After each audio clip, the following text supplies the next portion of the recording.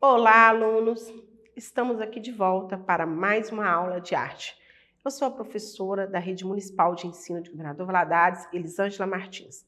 Vamos ficar aqui juntos hoje para aprender um pouquinho sobre a arte da paisagem construída. Como assim, professora? A arte da paisagem construída? Exatamente. Vamos lá? Vamos lá, então. Tarde de São João. Esse título, o que vem à memória desse título? Tarde de São João. São João nos faz relembrar o quê? Festa junina, balões, enfim.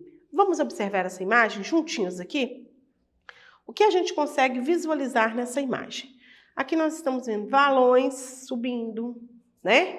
Essa imagem é bem característica de quê? De São João. Por que ela é construída? Porque foi assim que o pintor idealizou na sua cabeça e fez essa imagem linda. Você vê que ao longo da imagem assim tem um infinito, né? Você vê o infinito, como se não acabasse aquela pintura. E vários balões subindo, bem coloridos. Então essa é uma pintura chamada Tarde de São João, que foi feita em 1959. Paisagem construída. Essa pintura é de autoria do artista plástico brasileiro Alberto da Veiga Guignardi. Nela, realidade e fantasia parecem se integrar à paisagem e até o limite entre o céu e a terra parece estar diluído. Olha que legal! É como se não houvesse limite, né, entre o céu e a terra. Simplesmente você consegue visualizar além do horizonte, como se essa imagem quisesse nos passar isso, ver além do horizonte. Eu falo ali que misturou realidade, né, misturou a realidade com a fantasia. O que seria essa realidade aqui? Nessa pintura, a realidade seriam as casas, né? Seria mais ou menos ali aquela vila é a realidade. Já o que não, que é fantasia, aquele horizonte sem fim, sem limites, como se nos desse a sensação de que vamos viajar por aqui, mais ou menos isso, né? Então é de autoria essa obra de um brasileiro, Alberto da Veiga Guignardi, que nós vamos conhecer um pouquinho dele e tudo o que ele fez pela arte brasileira.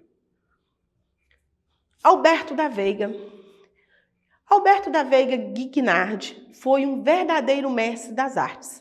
Ele foi pintor, ilustrador, desenhista e professor. Sua vida e obra o tornaram famoso como o pintor dos sonhos, da poesia e da fantasia, o pintor das paisagens imaginantes. Guignardi amava as paisagens mineiras e preocupava-se muito em pintar emoções com cores suaves. Olha que legal! Ele era professor, desenhista, ilustrador, pintor, então ele tinha várias funções, né? E ele gostava de pintar paisagem, principalmente as paisagens mineiras, as paisagens do nosso estado. Então ele conseguia reunir o surreal, o imaginário, com a realidade.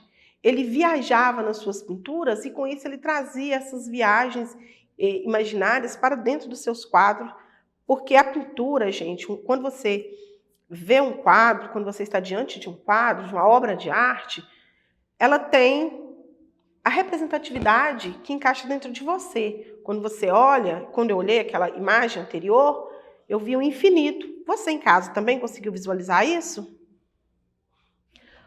Você lembra que eu falei que as imagens dele eram cores suaves, né? E que mostravam mais o dia a dia? Olha aqui. Essa jarra, essa imagem, vamos olhar.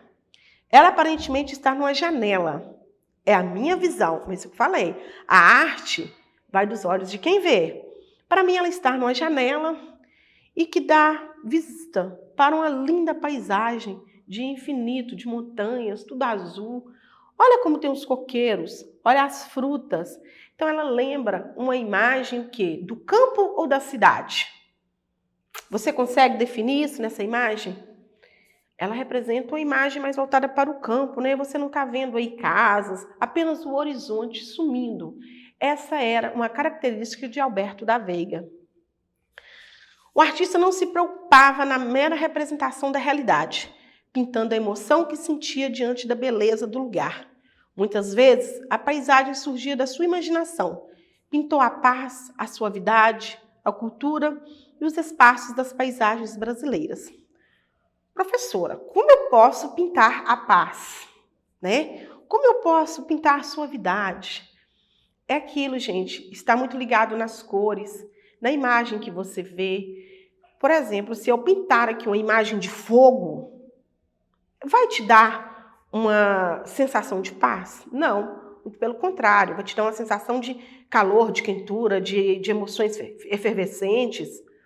Mas quando joga aquela imagem anterior, aquele azul celeste, aquela imagem de infinito, isso é aquela transmissão de paz através da arte.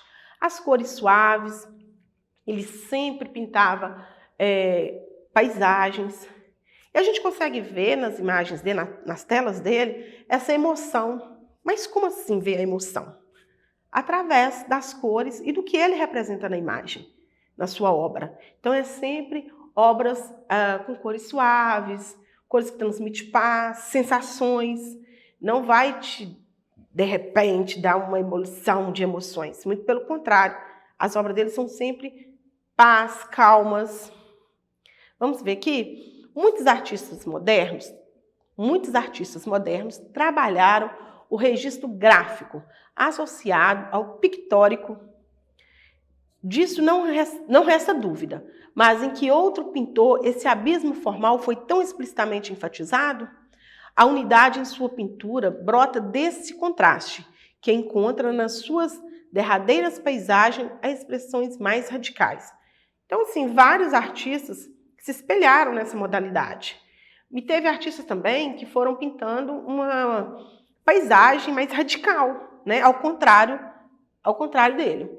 Em meio a um mar de névoas translúcida, definem-se os sucessivos planos da serra, com sua geografia envolvente.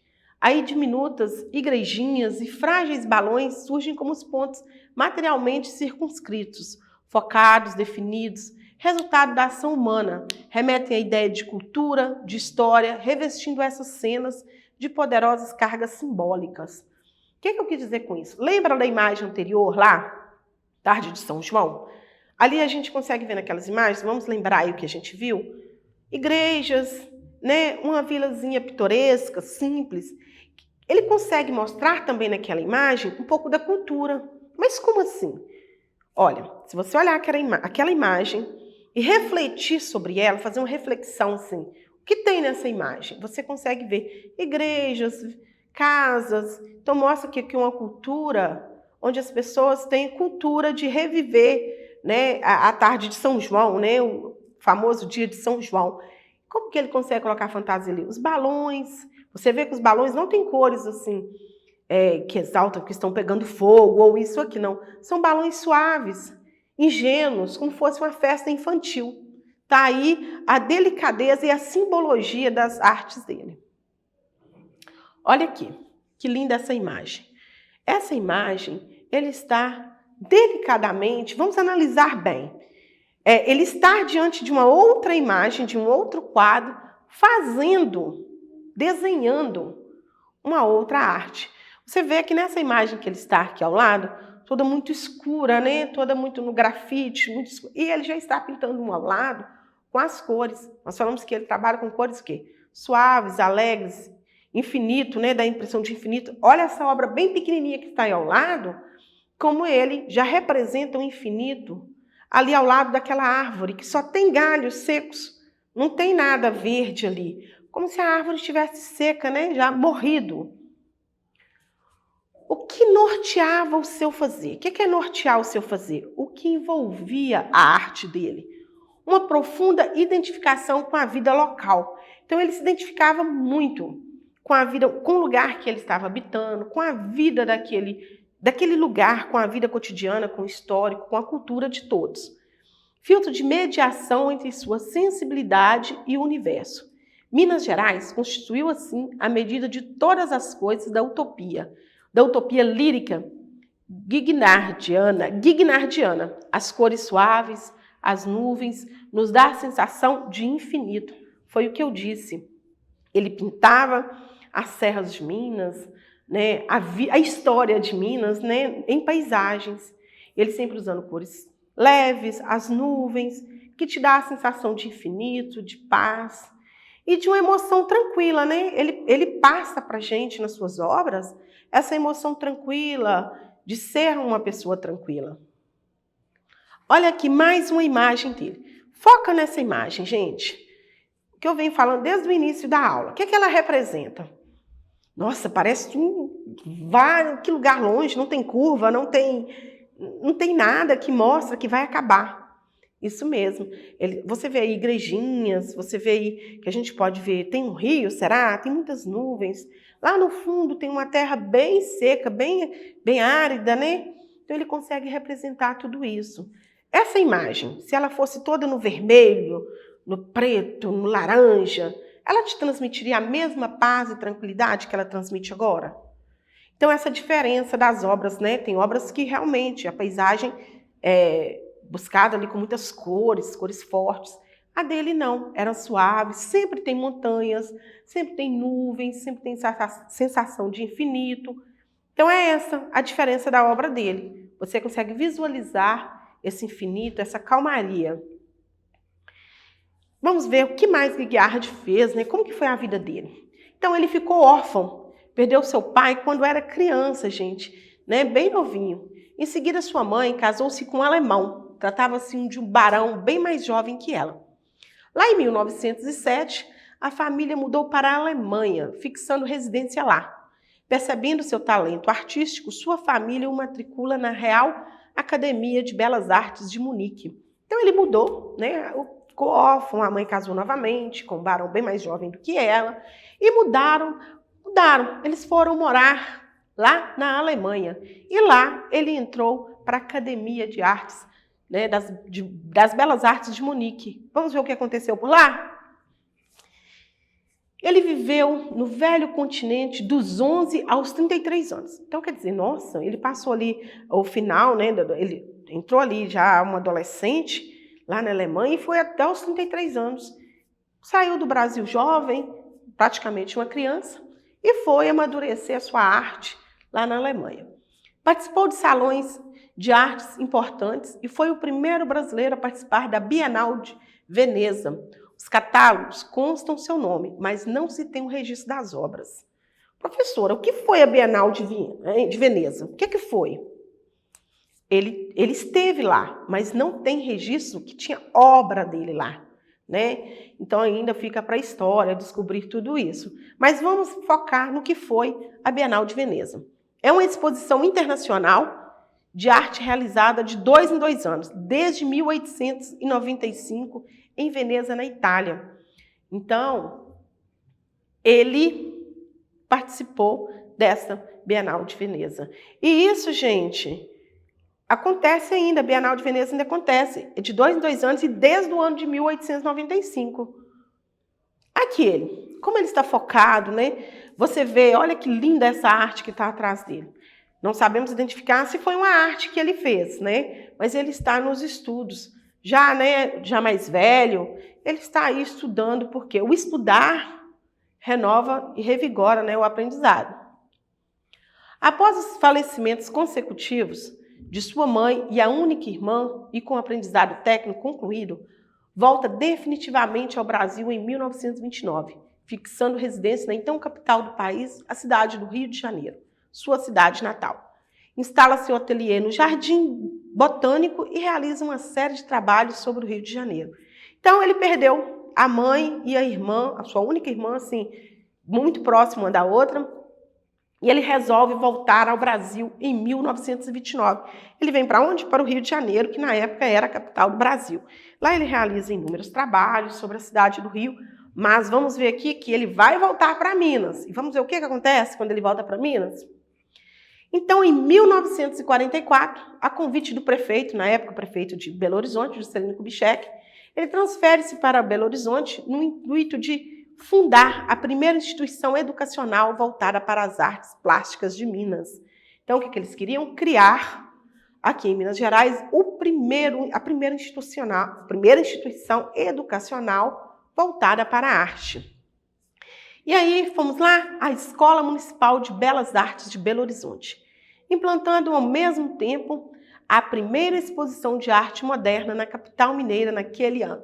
Então foi em 1944 que surgiu em Minas, lá em Belo Horizonte, a primeira exposição de arte moderna na nossa capital mineira e também a primeira instituição voltada para o ensino da arte. Ele começou a lecionar. O que é lecionar, professora? Ele começou a dar aulas, ele era professor, do curso livre de desenho e pintura das Escolas de Belas Artes de Belo Horizonte. Então ele começou a ensinar a sua bela arte de pintura. Porém, essa escola, que ele criou, que ele ajudou a fundar, a instituição, recebeu uma linda homenagem, ele recebeu, tendo essa escola passar a se chamar Escola Guignard em sua homenagem. Olha que imagens maravilhosas. É a escola, Universidade do Estado de Minas Gerais, que ele ajudou a fundar, e essa escola recebeu merecidamente o nome dele e uma linda homenagem a um artista brasileiro. Em seu livro, Memórias Históricas da Escola de Guignard, ou seja, no livro da escola, Antônio Moura, quem fez o livro, afirma que foram muitas as dificuldades para a implantação de uma escola modernista, mas Alberto da Veiga Guignard possuía grande liberalismo didático, com extraordinários conhecimentos artísticos que, por si só, bastavam para preencher um vazio de infraestrutural no então chamado Campo das Belas Artes. Imagina lá em 1944, as dificuldades que eram para se abrir uma instituição voltada para a arte. Qualquer instituição que nós vamos abrir hoje tem essas dificuldades. Mas imagina em 1944, gente. Então, Antônio Moura deixa claro que essas dificuldades não foram empecilhos para ele. Muito pelo contrário. Ele buscou, o fôlego dele era muito maior e ele conseguiu preencher essa falta de infraestrutura para realizar essa escola. Agora vamos focar nessa imagem aqui abaixo. Memória Histórica da Escola de Guignard. Olha, gente, essa imagem você consegue ver, é um livro atual? É um livro novo? Não, é um livro, é desse livro que a gente está falando aqui. É um livro onde você percebe que as imagens são antigas, não são coloridas como os livros de hoje. Mas é um livro de suma importância, é um livro que, através dele, nós conseguimos ter memórias do que aconteceu dentro da arte brasileira, assim como da história, da geografia, enfim. É através desses livros, desses registros, que nós conseguimos ter acesso à história que se passou, conhecendo assim, como conhecemos agora, um grande artista brasileiro que nasceu no Rio de Janeiro, formou-se em outro país e voltou para o Brasil para dar continuidade à história da arte brasileira, mais especial no estado de Minas Gerais.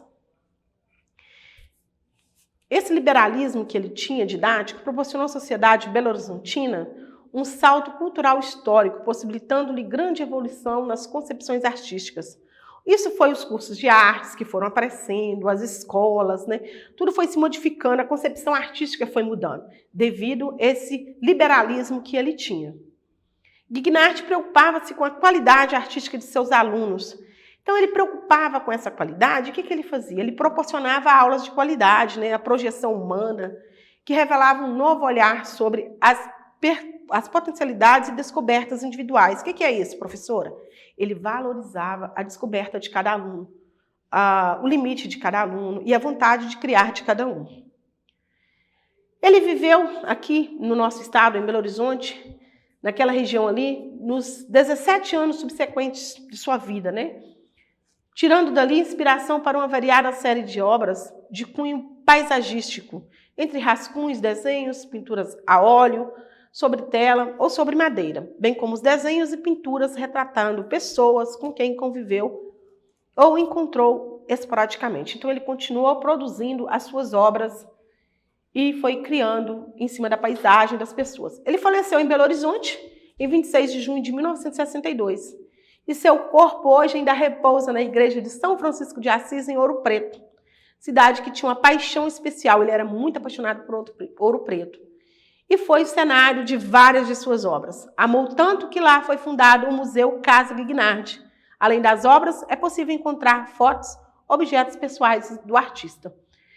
E em plena crise, gente, em 2015, uma tela dele foi vendida e se tornou a obra de arte mais cara de um artista brasileiro, Foi vendido em um leilão Vaso de Flores, uma obra de 1930. Foi disputado por 5 compradores e acabou arrematada por 5.700.000 na Bolsa de Valores de Arte em São Paulo. Olha que legal! Aqui, o vaso dele mais caro do artista brasileiro, de um pintor brasileiro. É muito bom conhecer juntos essa história, não é? E para você aprender mais, basta acessar a tela do seu celular para o QR Code que aparece no canto da sua tela, acessar as nossas redes sociais, no YouTube, plataformas de ver. Fique ligadinho, que lá você vai aprender muito e ficar bem informado. Um abraço e até a próxima!